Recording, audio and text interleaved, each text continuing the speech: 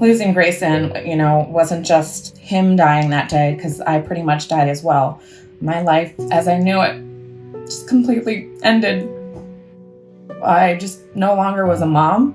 My child was murdered. I could talk all day and night about the cutest 4-year-old.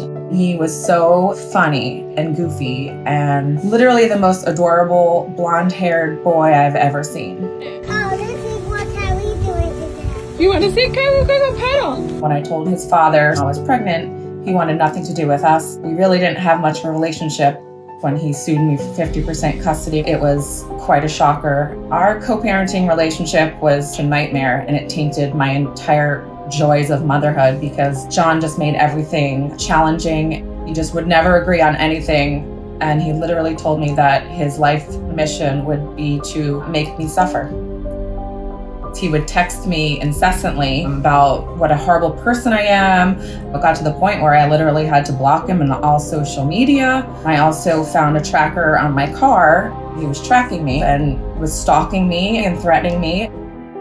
I went to get a court-ordered domestic violence injunction to keep Greyson home that night. And that was denied because the threats that I received were to me and not my child. So Greyson had to go to his father's for his court-ordered time sharing. The next day, I received text messages from his father stating why was I at the courthouse. He tracked me to the courthouse, so he knew something was obviously going on. And then Greyson was not in school that day. I tried calling for 2 days. It just went right to voicemail. On Friday, which was technically my day with Greyson, I went to his apartment. Police met me there. They knocked on the door and nobody answered. They said that they believed that the child was just with his father and that it didn't deem to be an emergency. I called for 4 wellness checks, but throughout the entire day, the police refused to go into the apartment. They said it's a liability. They said it's best if we just stay at home. 5 hours later, it was about 5 a.m. now, the police showed up at my front door. They found both bodies in the apartment. John was said to have killed Greyson and killed himself. I think I just went into shock. He was my only child, so I just no longer was a mom. I pretty much died that day as well.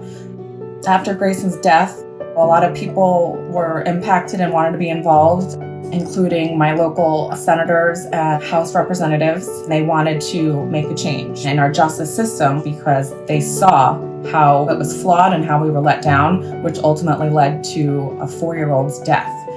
Greyson's law has been passed, which will hopefully protect other children and families. This new law allows a judge to actually look at all of the facts, saying, a threat is a threat to anyone, especially a parent. And if the judge thinks that there could be potential for threat, then they have reasonable cause to remove the child. That's something that could have helped me when I was seeking help. Ultimately, my child had to die in order to make these common sense laws, which I think that should have already existed. Our current family court system is archaic and it needs to change. Greyson's law was just the tip of the iceberg. There is so much more that needs to be done. I am seen. Are you?